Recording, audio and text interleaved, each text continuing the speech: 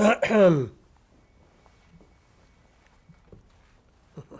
dog likes you a lot. Okay, let's start right from the beginning. When did you first meet? Remember the year? Well, I graduated in 1947. I would say it was around 1952 or 3. No, earlier. Earlier. Earlier. Late 49 or early 50. Because I came to Columbia at that time. I sit corrected. Yeah, right. Okay, so how did you meet? We met through a friend of Lee's and this friend of Lee's was a friend of mine too, from the neighborhood, so to speak. And he was having a Christmas party, and we were invited to this Christmas party. It was very nice, and he was a kind of operator. His father was a real estate man, and he kind of proposed it. He said, you know, they had gone to Ohio State together, and he said, you know, Lee is a wonderful lyricist, and you're a wonderful composer. And he was an operator. He said, why don't you two guys write together, and I can manage you. You know, it seemed like fun. I was, what, 20 or 21? Well, And what was your first project together? We started, let me see, I think we started writing pop songs as everybody. trying to. Trying to. Yeah. We're not good pop songwriters. Talk about the first time that you actually started to talk about music and how you would be writing together. Well, we just started to do it. We just started to write together. I had seen some of his lyrics, which were very clever, from Ohio State. They weren't that good. From the Ohio State collegiate shows, and it showed obviously a lot of talent and ambition to work in the theater. I liked him, and But you also criticized the work very aptly, very impressively. that's a part I don't remember quite as well, but I do remember thinking they were good. And what was most important, that the ambition was there, the drive, which I had and still do in great measure. And we started working. There was encouragement from this friend, and then other things worked into it. I met at perhaps a subsequent party around this time a young woman who was the cousin to this friend of the both of ours, and I fell in love with her. And so we started to become a group, and we were indeed a group. There was a young woman by the name of Nancy Reed, who was a singer with Benny Goodman's band. She was very well known, a terrific jazz singer. And Rosemary Clooney was part of the group, and a fellow by the name of Morris Charlotte, whom we called Moose, and who was way ahead of us. I was very jealous of him because he had shows, or was going to have a show on Broadway and all that. And we were all spurred on to working. And at the same time, my friends from the Eastman School of Music kind of, I don't want to call it a coterie or anything, but we all became very good friends, very active friends. Edward Albee was a part of the group. And this girl and Lee, and it was very, I don't want to say fertile, because I don't know whether that would be, but it was very active and a kind of nourishing part of my life. Mm-hmm. Did you feel the same way? Oh, sure. It was fun. We were young, Yeah, trying in New York, you know. Yeah, we were drinking beer a lot, you know, and sitting around. I don't know what the heck we were discussing. We couldn't afford anything else. Yeah, It couldn't had to be afford beer. anything else. Were you considered partners at that time? Well, we started to consider ourselves partners. I mentioned before in my segment about Green Mansions. By this time, or along in this time, Lee had joined me up there, and we were now writing together more, or maybe permanently. I mean, I can't remember at what time we. I think after Green Mansions, we stayed together permanently. That's when the Shoestring Review happened, etc. Now, how did you work together in those first years? What was the process that you used? It's a developing process. You write songs different ways, and you accommodate each other as much as you can. And as I said before, I usually like to write first, but it works different ways. Yeah. And did you write it in one place, or did you separate? And Again, it varies, as Lee said. Sometimes we would just merely discuss an idea, or Lee might call me and say, I have an idea for a song, and come in with an idea. Sometimes we would work at my home. It wasn't a home then, it was an apartment. And as he said, it's very much like any personal relationship, but with a little bit more in the present tension, not necessarily bad tension, but good tension, creative tension. And it went on, I would say, very, very smoothly. It went on into this Shoestring Review. As I recall, it went on into Bye Bye Birdie. Mm-hmm. And then Lee did something that was unforgivable. He got married. And I was very jealous of that, because I had him on, I could call him almost anytime, 3 in the afternoon, and say, Lee, I got a tune that you'll love, play it to him over the phone. He'd say, oh, I like that. And he'd come over. And when he was married, I sensed, I was jealous. You mentioned Bye Bye Birdie. Let's talk about that a little bit. How did you first come to Bye Bye Birdie? A producer came to us and said, would you like to write a teenage musical? And no one had ever asked us to write a musical before. We'd done review work. Teenage or otherwise. Yeah, right. And so we got into it, and a few years later, the show got on the stage. It was a fluke. It was quite a few years Yeah. later, and you minimize the difficulty. Oh, sure. It's even worse today, but I mean, it was 6 years, I believe. We were all completely unknown. Yeah. And we did many auditions. And Many auditions. And it was a man by the name of Goddard Lieberson, who was one of the first, if not the first man to hear our stuff. How we got to see him, I'll never know. That was a kind of miracle, but we got in to see Goddard Lieberson. He invented the original cast album. And he He liked listened it. to our work, and he actually said, hey, you guys are good, or something to that effect. And so Columbia Records put up a chunk of money that helped get the show on. Yeah, and a man by the name of Slade Brown, a rich Texan who came up at the behest of our producer. They had just met through social circles, and I remember he said, I've got a pigeon coming up. And we thought this man was an idiot, but he turned out to be a discerning, and in his own way. I remember. And rich. And terribly rich. He owned his own bank, when he wrote a check the first time, I was really impressed. It had his name on the bank, Brown National Bank of Orange, Texas. And he wrote us a large check. You still remember that? Oh, I remember it exactly. I remember the amount. And I remember that he said, boy, I said, I think these are nice songs. And this was before Lieberson, as I recall. Mm-hmm.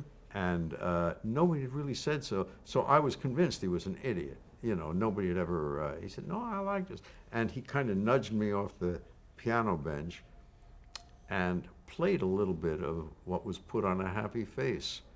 But he did it as a kind of show-off thing that showed, we're not Hicks in Texas, and I can play piano, and he played he said, that's nice, and then became our firmest ally. And co-producer. And co-producer. Why do you think you were considered for? Was there something about your music that had that teenage appeal that they were looking for? No. Not really. We didn't. We weren't into rock and roll or teen. Well, I studied it. I went to the library and got out Annette Funicello records and Fats Domino records. I wasn't into it, but I learned about and we had written a piece of. It was a thing I was able to do fairly easily. I had listened to Presley around this time. and maybe more than you, but I don't, it's hard to remember all of those. But I was able to sit at the piano and do, oh baby, I know that I'm gonna kiss you one day on your eyes, your lips, and I could go forever doing that. And we wrote nightclub material, and we worked for a brilliant comedian by the name of Dick Shawn. And he picked up one number we did called Elvis, which had a lot of that. Oh yeah, ooh, he was always in pain, and I don't know whether Padula ever heard that or something, but that was like a natural step to doing Birdie. But on the other hand, when we first started writing Birdie, there was no rock and roll singer, and it was a very curious thing. There were 5 writers that were brought in over the course of the things. Nobody liked the book at all. We had said from the start, use Mike Stewart, excuse me. Forgive me. Because Mike Stewart was with us in summer stock, and we knew how clever he was. But they kept on looking for other writers, name writers and all, including Mike Nichols and Elaine May. They were number 4, and nobody liked anything anybody did. And they finally said, all right, let's try this guy that you've been plumping for, and that was Mike Stewart. And then Lee made the suggestion, I'll never forget that, of making it about a rock and roll singer. Mike had written another book entirely, which was only about the family and teenagers, but the usual thing, the kids was about. And you said if an Elvis Presley type comes into this Midwestern family, what will happen? That was Lee's idea. And Mike grabbed the idea and ran with it and made this wonderful book. How was the show a comment on rock and roll at the time? Well, it was the first rock and roll show. We made fun of it, but we did it seriously, and no one in the theater world thought the show had a chance. I mean, we were a complete sleeper. We went to Philadelphia first. Came into New York with something like $250 advance sale. We were all young and new. Gower Champion had never directed before. Most of the actors were unknown. Only Cheetah Rivera had done anything, really. And so it was a complete shock when the show happened. To us particularly. Yeah. I mean, it was incredibly difficult to even play it for somebody before. If you said, we're looking for investor, everyone was gone. We've played for our doorman. Or asleep. Yeah. So it was in the best sense, a sleeper, as Lee says. Was there a line that had to be drawn between the real Elvis and the character? No, when you're satirizing somebody, you have to like them to satirize them properly. If you don't like what you're satirizing, it gets bitter. You have to. We love those crazy girls who screamed and yelled and fell down when Presley performed. Who else was in the cast? Excuse me? Who else was in the cast, the Broadway cast? Well, Cheetah, as Lee said. Dick Van Dyke. Dick Van Dyke, who has remained in the public eye, a bigger star than ever. He won the Tony. Was this his first show? No, he actually. He'd been in reviews. He had done some reviews in which I was the piano player and vocal arranger, so I knew him from before, and had always spoken to him about this show that I'd written with Lee Adams, and he was and is such a nice man. I mean, he was interested, and the awful thing is when we first got the money together, everybody said, well, now we've got to find somebody like Jack Lemmon. Oh, what about Jack Lemmon? And Dick Van Dyke's name was on the periphery of our thoughts. I knew him. We all thought he would be terrific, but we thought, we'd never done a show. We need Jack Lemmon. Need a star. We need a star. And, a lot of time was spent finding somebody who even knew Jack Lemmon. I remember there were now maybe 10 or 11 people connected with. Anybody know Jack Lemmon? No. Anybody know anybody who knows Jack Lemmon? No. Wait a second. How do we get Jack? What's his agent? I don't know his agent. A lot of time we were brand new, and it was just a huge name to us, and a lot of time was wasted. And originally, the counterpart, what became the Cheetah Rivera part, was to be sung by a wonderful, wonderful performer by the name of Carol Haney, and the part was of a Polish girl, and every joke in Bye Bye Birdie was about Polish. Polish is not a religion. You're going to live in a shtetl or something. Whatever all the lines were, they were all about Polish. And then Carol got sick, and we tried others too. We tried Edie Gourmet, who got pregnant, and somebody and I do not remember who said it, so anybody can take the credit for it. I thought maybe it was me, but somebody said, because Cheetah had been in Shoestring Review, and I was the musical director, and I will take credit for this. I gave her all the songs. I mean, she came in to be a dancer, so I knew her well and loved her. And somebody suggested, what about Cheetah? But it's Polish. But it's And Cheetah, Polish. Cheetah is Spanish. And So Mike Stewart, in a weekend, rewrote that every show. Polish for joke was turned to Cheetah. Polish, or was turned to Spanish, excuse me. Funny. And it turned not only as funny or funnier, but it was prescient in a way. That is, the Spanish words and all, and making fun of Spanish, was very much in the news more than Polish was. And, Now, Paul Lynde was in the original cast, a brilliant, brilliant actor. The mother in the original Birdie was Kay Medford. Kay Medford, who couldn't sing, so we could not write the song we wanted to write for the mother near the end of the show. What did that song consist of? What did you want her to do? Well, we finally wrote it when we did the television version.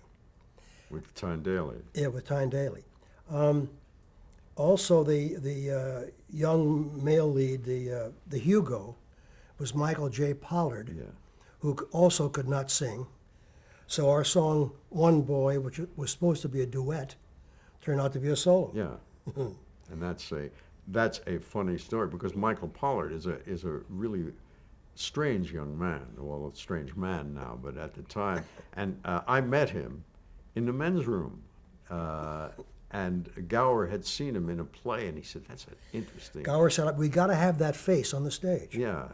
But he can't sing. We got to have him. No, we did. He said, "Find out if he can sing." No, because he told me we were standing next to each other at a urinal, and I turned to him and said, "Look, my name is Charles Strouse. I have a new musical." He edged away from me a little bit.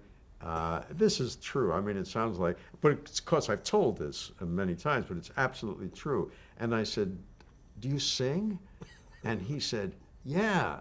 And I said, "Well, what's your voice like?" And he said, "I sound just like Frank Sinatra." And I said, "Well, that's great." I said, "Could you come in and audition for myself and Mr. Adams and Mr. Champion, and it's a new show?" And he said, "Yeah, when, where?" And I fixed it up. And he came in, and he couldn't sing a note. It was just He had absolutely no sense of rhythm either. It was just an actor's lie, so to speak. But Gower said, "We got to have him." But he saved the show, in my opinion. I mean, he gave it a kind of awry, a slant. That if we had done it absolutely straight, it wouldn't have meant as much. One of the fluky things that makes a hit. You never know what's going to happen. Talk a little bit about Put On a Happy Face and about writing that number. We wrote that in stock. Part of it. Part I of it, always say, yeah. yeah. We only wrote the first part as a transitional piece between a big production number we had written. So you had no idea that it would be the hit that it was? Oh no. Well, when we got to Birdie, at one point we said we need a number like Put On a Happy Face. And finally we said, let's use that. And we did. But it was written for this production number, in which Lee and I had written a very clever piece about tragedy and comedy. And there was a Harlequin type figure who said tragedy, tragedy, gloom, gloom, gloom. You know, I've written appropriately bad music, and then uh, comedy, comedy, comedy, gray sky. I forget whether the gray skies was not, but there was the phrase put on a happy face, which I liked. I always save little things I like. And we wrote much of the song as a new song. It wasn't the whole song. And even then, when it first appeared, it was not a No. success. It was done later in the show. Yeah. And finally, Marge Champion, Gower Champion's wife, said, Dick Van Dyke is not coming off as he should. He's not getting off to a good start.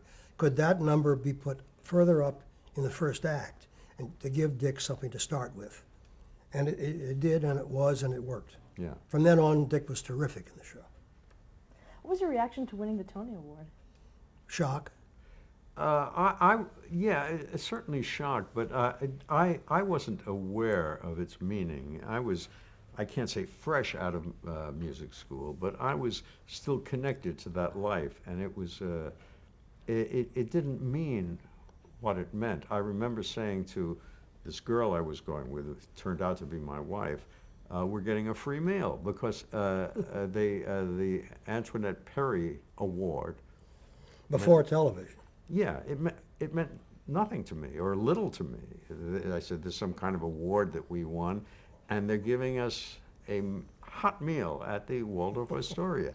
I mean, that was me. I was very money conscious and hungry. and hungry. And Barbara was a dancer, and we thought that was great. We got dressed up, but it didn't mean what it means today. There wasn't the national. It wasn't television. publicized like it is. No, no.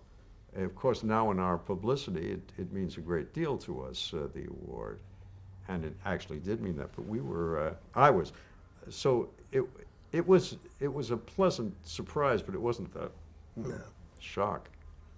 Did you work on the film version? Oh, sure. I was just about to say, oh no. Oh, they had us come to Hollywood. They wanted a title song. In those days, a movie had to have a title song. So we wrote a title song we liked. The producer didn't like it. We went away. We wrote the song that became Bye Bye Birdie, which I never liked very much. But the producer liked it. And it's probably one of the most popular songs from the show Yeah, now. and we found out later that one of the reasons he liked it was he also liked Anne Margaret and wanted a song for her to sing to start the show. Yeah, we didn't know that. Both Lee and I thought she was all wrong for it. In fact, we did not, you said we did work on the movie. We worked on that song, basically. Totally. You wrote some more lyrics for kids, and I didn't do anything except eat from a buffet they always had at Columbia Pictures. I love Remember when you had to pick out the piano? Oh, yeah. I mean, it was a strange experience. We were at a major Hollywood studio, and among other things, they said, Mr. Strouse, what piano would you like? And I'd say, any piano. I mean, I had been working on beat-up pianos, and Lee and I had written in men's rooms. We had an office. And they gave us an office, and then he said, we'll pick out the piano today. And I said, honestly, it doesn't make any. Took us to this big factory floor, and there were 50 pianos, grands, traditional grands with, medieval ornamentation and all, uprights, tack piano. I said, I honestly don't care. I'd like it to be in tune. No, I had to, so I finally picked out a thing that was suitable for this new office we had too, with a secretary. We shared her with, and we used to throw, it's the old thing, we used to throw crumpled lyric sheets around, and but we did come up with that song, and interestingly enough, I remember when we did, Lee didn't like the tune much. I didn't like the tune I much. didn't like the lyric much either. And the lyric, which we kind of I can't say we carved out, we kind of, Bye Bye Birdie, I hate to see you go. It was one of those things, like we did it in a rush, but good we had it because Anne Margaret made the movie into a hit. No question about it in my mind. Did you like the way they staged that song with her walking against the blue? In the movie, it was okay. You mean in- You have nothing to say, really, We had absolutely nothing about to how say. how they make their movie. I remember saying, if it wasn't you, that I thought she was all wrong for it. They did. We were there when she came in to sing, and as a courtesy, she sang for us, but she wasn't. She was already signed. We didn't know that. And he asked us what we thought of her, and she's beautiful, and she's a wonderful talent. She's all wrong for the part. That was the end of our casting experience, and They make their movie. You have no say about it. no. They paid us, by the way, the biggest price had ever been paid for a Hollywood property At the time. at yeah. the time. And you also worked on the television version. Oh, sure. Done what version? Television show of Birdie. Well, that was basically the play. Well, yeah. we did a I lot of mean, the work on it, original. though. I did a lot of work. Did you? I don't remember. Because you have to cut, on All television. cuts, yeah. You have to cut, and you have to take out all brand names. So I had to do lots of rewriting of Mike's script. Mike used to like to use brand names, like 3 days and 3 nights On a on Greyhound. a Trailways bus. Yeah. I had to make it 3 days and 3 nights on a bus. You can't say Trailways because they're not a sponsor, Yeah. and so on. Did you attend the Emmy Awards where you won for the No. Let's Settle Down? No, they No. sent us this big, wonderful statuette. You also did Bring Back Birdie. Yes. How was that experience for you? Well, it didn't work. On Broadway, it didn't work. It was No. a wonderful script that Mike Stewart wrote, and originally it was commissioned because Birdie was and is. It's still one of the largest, if not the largest, performed show in high schools and summer stock and that kind of thing. And it was commissioned by the organization that leases those rights as a piece to do not on Broadway. And a producer saw the script, or Mike sent it to him. We didn't, God knows, but it was, and he said, I want to produce this on Broadway. And of course we thought, gee, well, wonderful. It's a wonderful script, by the way, that was screwed up by a lot of fights, a conception where everyone was quarreling. It's funny, we got on so well on the first one, and in the next one, it was a series of quarrels and artistic Problems. conflicts. But I thought it had a nice score, and it happens, you know. Actually, let's stop here to change the tape.